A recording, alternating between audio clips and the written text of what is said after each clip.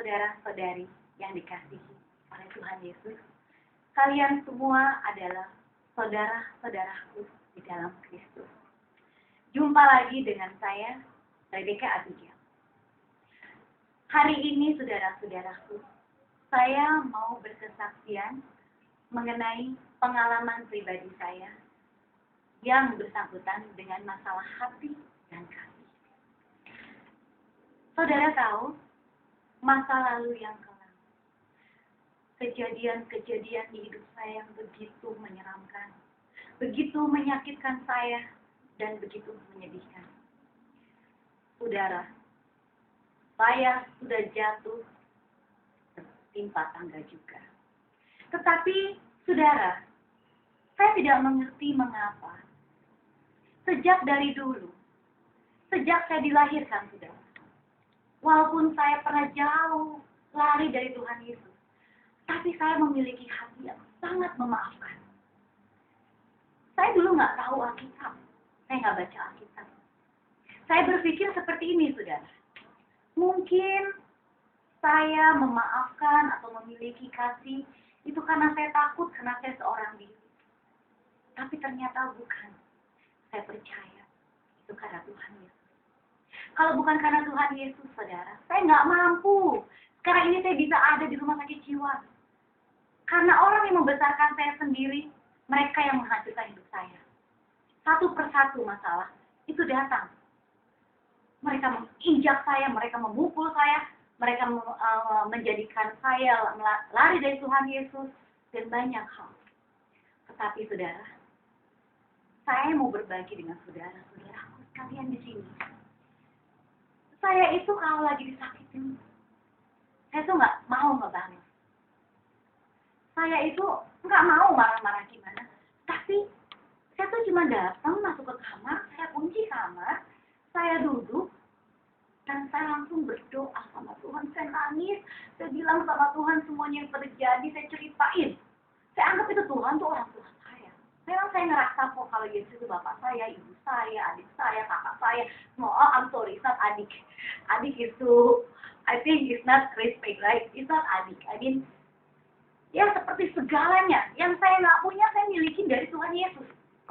Nah, saudara, saya cuma berdoa aja. Saya nangis sama Tuhan. Saya bilang sama Tuhan, saya menangis, saudara. Tetapi ternyata doa saya itu selalu dikabulkan sama Tuhan. Orang yang jahat sama saya, walaupun saya nggak ngebalas, Tuhan tunjukin sama saya kalau Tuhan itu hidup. Saya melihat karya tangan Tuhan di hadapan saya. Saya melihat semuanya, saudara. Saya melihat kebaikan Tuhan Yesus yang luar biasa. Tidak satu pun terlepas dari balasannya Tuhan Yesus. Dan saudara, kalau Tuhan Yesus yang turun tangan, ngeri, saudara. Kalau saya mungkin, saya maunya begini, maunya begitu, bagaimana. Tapi kalau sudah Tuhan Yesus yang turun tangan, ngeri, saudara, ngeri. Maka dari itu, saudara, kita harus jaga hati.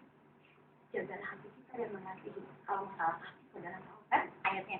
Sekarang saya mau berbagi di dalam Alkitab mengenai, saya mau di sini, ya saya tadi berbicara masalah doa.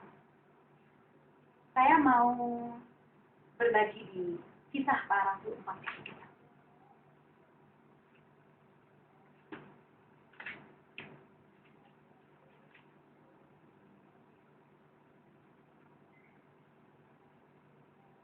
Jika hati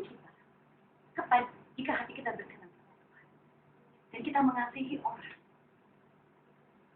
yang saya baca di dalam Kisah Para Rasul 4:31. Dan ketika mereka sedang berdoa dengan saudara, goyanglah tempat mereka berkumpul itu dan mereka semua penuh dengan Roh Kudus. Lalu mereka memberitakan firman Allah dengan berani. Jadi saya sendiri sekarang berani share seperti ini karena saya yakin saudara kalau saya bakal dipakai sama Tuhan. Karena saya merasa kalau Tuhan itu mendengar doa saya. Tuhan luar biasa, Tuhan baik. Terkadang sulit untuk memaafkan orang lain. It's very hard and very difficult. Tapi itu, di balik semua itu, ada rahasia surgawi yang dimana saudara nggak tahu. Yang dimana saudara nggak tahu. Saya juga mau berbagi juga saudara di ayat Lukas 6 ayat 27.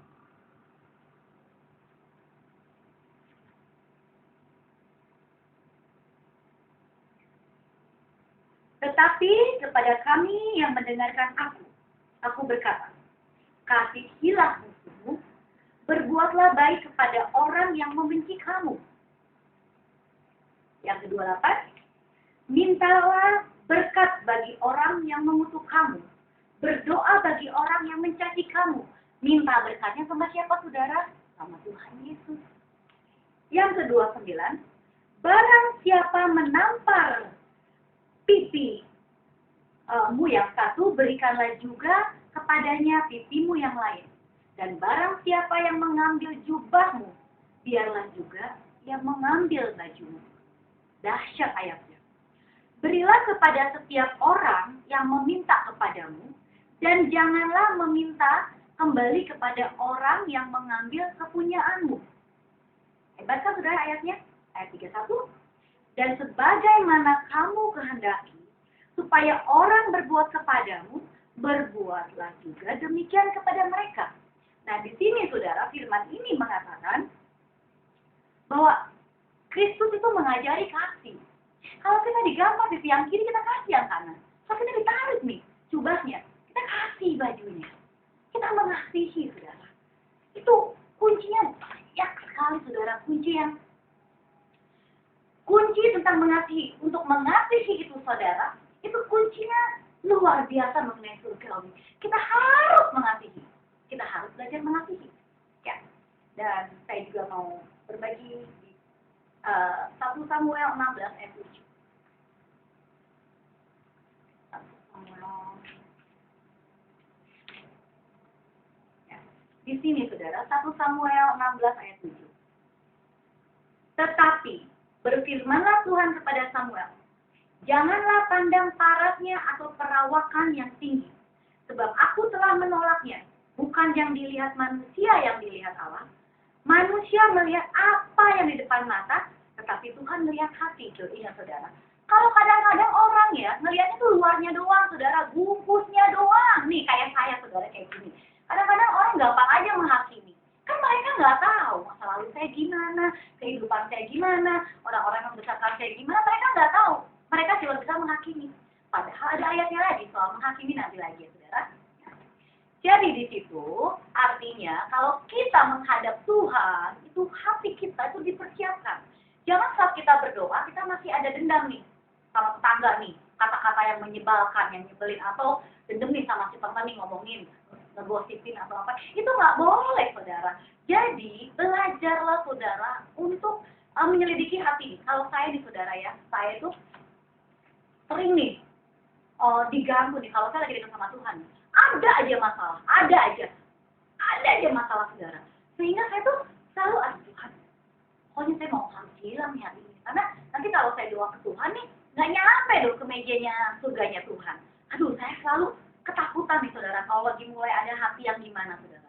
Saya langsung nangis di kamar, saya minta maaf sama Tuhan. Tuhan Yesus, nggak mau nih, jangan begini, Tuhan, saya nggak mau. Kalau begini nanti doa saya nggak didengerin sama Tuhan. Yesus, nggak mau. Saya sampai nangis. Pokoknya sampai saya mendapatkan dana sejahtera lagi, sampai hati saya sungguh-sungguh memaafkan orang itu dan nggak ada beban lagi.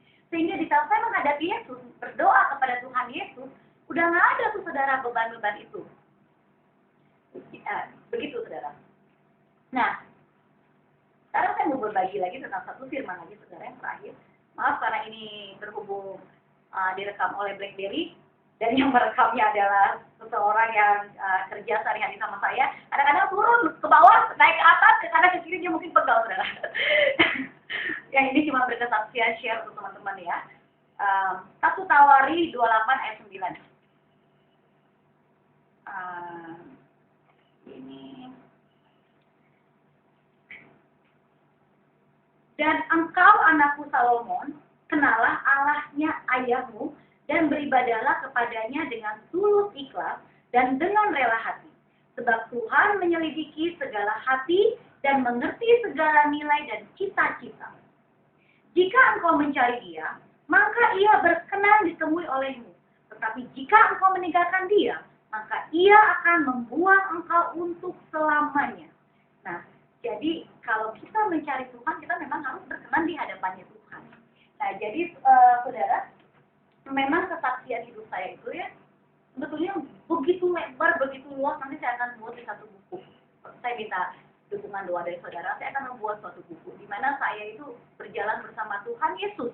Walaupun saya itu nggak kuat, walaupun saya itu nggak setuju Tuhan, tapi Tuhan setia jalan sama saya. Bukan hanya itu aja, doa saya itu didengerin terus sama Tuhan. Apa aja orang yang berbuat nggak adil sama saya, saudara, saya nggak pernah balas. Saya cuma masuk kamar nangis. Pasti ada sesuatu terjadi pada orang itu.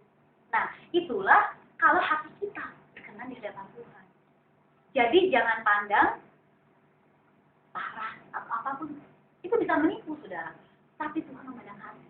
Dan untuk mengetahui hal itu, untuk peka tentang itu, kita harus punya hubungan intim sama Tuhan. Jadi kita tahu isi hati. Kita mengerti seakan-akan hikmat kita diberitahu hikmat. Ini orang ini begini. Pokoknya kita tahu. Nah, itu saudara. Nah, di sini intinya nih saudara ya. Dulu saya sempat gini mikir, wah rasanya, kok jadi saya tuh gak enak ya. Aku kepengen loh dendam sama orang-orang yang nyakitin saya, yang ngancurin masa depan saya, yang ngurusin saya justru orang-orangnya pada jahat semua, saudara. Bukannya baik. Pengen rasanya punya dendam sama mereka. Gak ada, saudara. Bahkan sampai sekarang ini mereka adalah dalam pergumulan doa saya, semua orang yang menjalani saya doain, saudara. Saya doain. Orang yang menolak saya doain, semuanya saya doain. Hati saya itu, kalau saya masih ada sesuatu yang ganjil di hati, saya tahu nanti kalau menghadap Bapak Yesus, itu apa yang akan didengar kan, saudara? Jadi saya kadang-kadang kalau masih ada hati yang masih gimana gitu ya, saudara ya, saya itu nggak tenang, saudara. Saya bakalan nangis, bakalan diem nangis. Tapi bukan doa, tapi saya duduk. Saya akan ngomong, Tuhan saya nggak mau ini, aduh Tuhan saya nggak mau pasti ini nanti akan menjadi penghalang doa saya sama Tuhan Yesus apa gimana. Jadi saya selalu begitu. Tak perlu saya akan panggil tuh.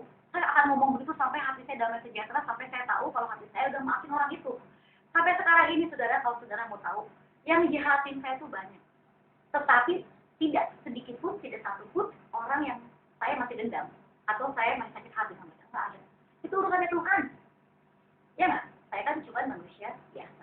Nah, saudara, ini karena berhubung dengan BlackBerry, saya nggak bisa rekam yang banyak. Jadi sekian dulu untuk kesaksian saya kali ini. Nanti saya akan sambung lagi di kesaksian yang berikutnya.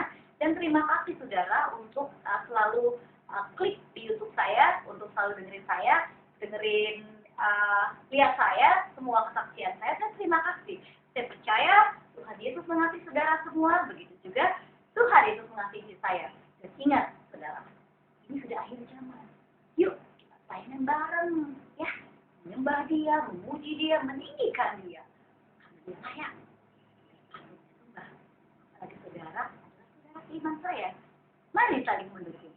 Terima kasih saudara. Tuhan Yesus memberkati.